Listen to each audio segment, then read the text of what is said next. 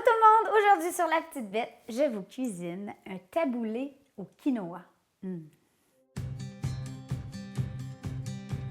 Pourquoi j'ai choisi cette recette pour le défi Adieu les dépenses, on vide la dépense? Ben, c'est parce que, si vous vous rappelez, la dernière fois que j'ai fait la virée du garde-manger avec vous, j'ai un petit peu la manie d'acheter beaucoup de sortes de grains.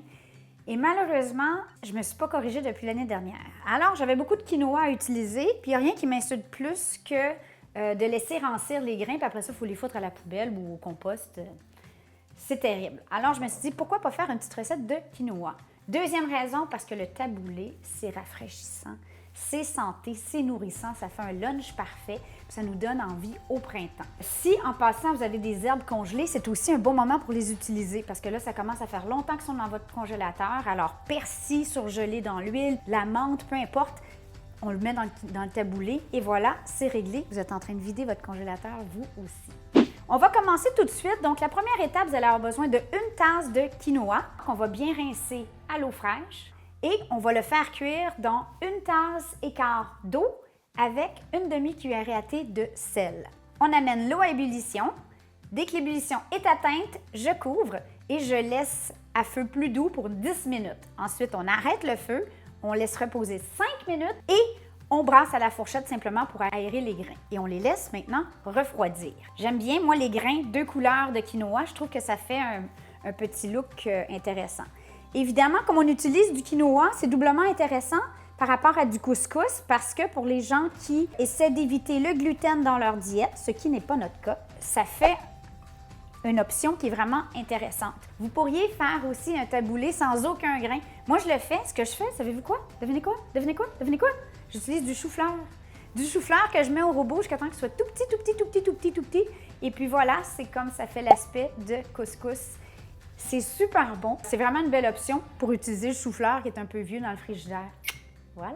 Maintenant, les garnitures. On va faire des gros cubes avec le concombre. C'est Alizée qui capote sur cette salade-là. Notre Alizée, elle aime tout ce qui est cru, tout ce qui est frais. Alors voilà, ça va lui faire une petite option souper ce soir. L'autre avantage du taboulé, je suis là avec mon couteau. L'avantage du taboulé! Maintenant, pose ton couteau. C'est que ça se fait bien à l'avance. Oh, je suis gênée d'être une tomate au mois de mars. Je sais que je devrais. J'ai fait honte à le nom de la tomate. Mais bon, c'est une tomate de serre du Québec quand même. Elle est locale. Maintenant, je mets l'équivalent de 2 tomates.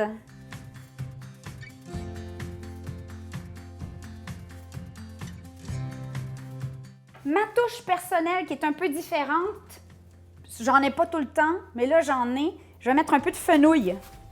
Moi qui craque pour le fenouil, ça me tente d'en mettre. Là, ce qui est vraiment essentiel dans la taboulée, peu importe que vous en faisiez des variations ou pas, c'est du persil. Puis là, quand je dis persil, là, moi, un bon taboulé, il faut qu'il y ait beaucoup plus de vert que de blanc. C'est-à-dire, si c'est que ce soit du couscous ou du quinoa, je veux que ce soit le persil qui ressorte. Il n'y a rien qui vous empêcherait, les copains, d'hacher finement les tiges de votre persil. Mais bon, toujours est-il, ce que je fais avec les tiges de persil, moi, c'est super bon dans les bouillons, dans les soupes. On ne jette rien. C'est plein de goût. C'est fabuleux. Alors, j'ai un petit sac de congélation dans lequel je mets mes épluchures d'oignons, mes épluchures de carottes, n'importe quoi.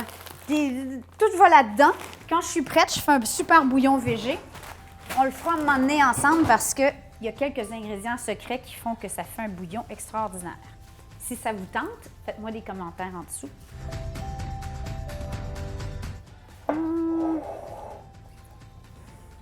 Est-ce que j'en rajoute? Non, il n'est pas pire, il est pas mal vert. Puis il manque la menthe. Pour certains, la menthe semble optionnelle dans la taboulée. Ce n'est pas mon cas. Je trouve que ça fait vraiment une différence. C'est rafraîchissant. C'est tellement bon.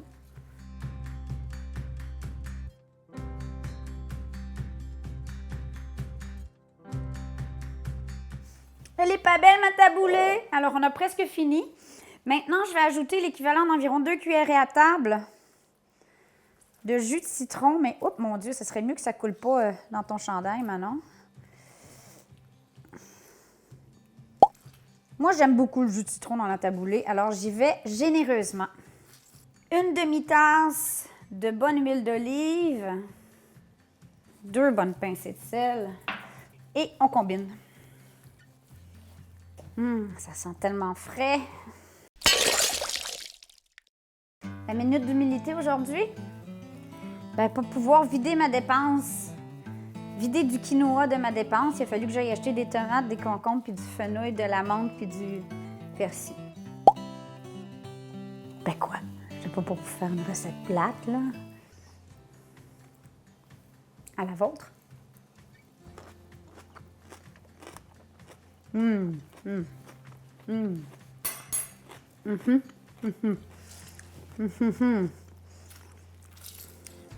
Plus de jus de citron.